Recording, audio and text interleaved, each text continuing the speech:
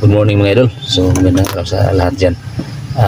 Nandito tayo sa isang lugar mga idol kasi meron tayong i-check na isang water pump, pressurized water pump with overhead tank. So ang reklamo mga idol sa may-ari ay hindi gumagana yung water pump ng maayos. Kaya yun yung i-check natin. Sasabihin niyo pa mga idol kung anong problema dito para malaman natin mga idol. Sabayan niyo ko. Ayan.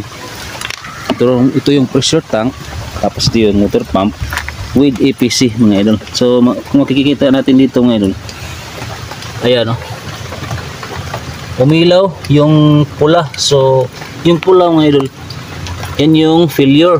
Ayan, failure. Umilaw yung pula.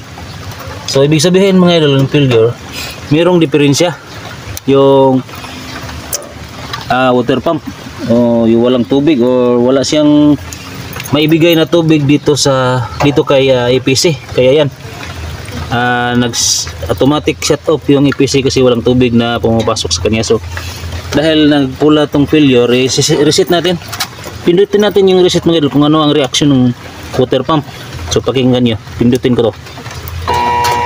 So ayun, umugong yung water pump mga idol. So ayaw umikot. So dahil ayaw umikot,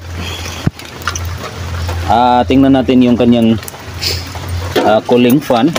Tanggalin natin yung kanyang cooling fan mga idol dito. Yan. So ngayon ikutin natin tong yung kanyang cooling fan. So yun, malambot naman siya. Yan o.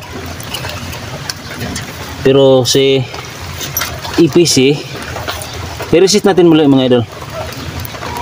O ayan o. So mandar siya.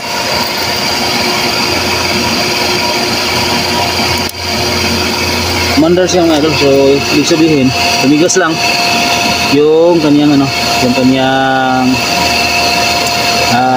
rotor, pinaka rotor sa ating water pump. So ngayon nagka-andar siya. Ngayon pumupunta na yung tubig doon sa tank. So yun mga idol, andar na siya. So dahil andar na, so okay na siya mga idol. Hanggang dito lang itong video natin. Maraming salamat sa inyong panonood mga idol. Please like and share.